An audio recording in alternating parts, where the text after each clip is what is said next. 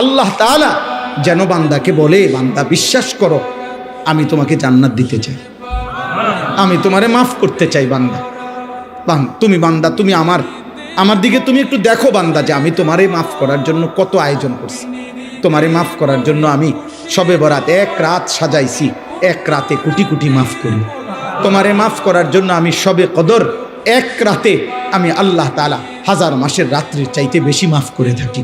তোমারে আমি আল্লাহ মাফ করার জন্য এত বড় শ্রেষ্ঠতম রমজান মাস দিয়েছি, যার মিনিট মিনিট সেকেন্ড সেকেন্ড হীরা মণি মুক্তা মানিকের মতো আমি আল্লাহ সেজদা দিবা একটা, আমার ফেরেশতা লিখবে 70টা।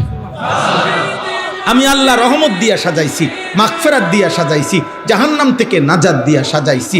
আমি আল্লাহ বৃহস্পতিবার দিবাগত রাতে গুনাহ মাফ করে থাকি। প্রত্যেক দিন তাহাজ্জুদ নামাজের ওয়াক্তে গভীর রাতে কোটি কোটি বান্দা আমি মাফ করি। তাহলে মাফ করার জন্য প্রতিদিন রাত্রে ঠিক করছি, বৃহস্পতিবার রাত্রে ঠিক করছি, শবে বরাত ঠিক করছি, শবে কদর ঠিক করছি, পুরাটা রমজান ঠিক করছি। এছাড়াও বান্দা 90 বছরের গুনাহ নিয়েও যদি কেউ আসে, আমি আমার বন্ধুকে বলছি, বন্ধু যদি সে সত্যিকার তওবা করে আমি একসাথে মাফ করে দেব। আসমান পরিমাণ গুনাহ নিয়ে আসলে মাফ করে দেব, পাহাড় পরিমাণ গুনাহ নিয়ে আসলে মাফ করে দেব, জমিনের বালুকণা পরিমাণ গুনাহ নিয়ে আসলে আমি মাফ করে দেব।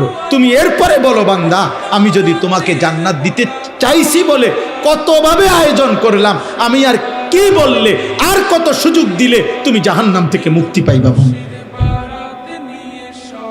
আমি যদি বলি যে তাকে ভাই তোকে আমি আর কতবার বললে তুমি আমার কথাটা শুনবা।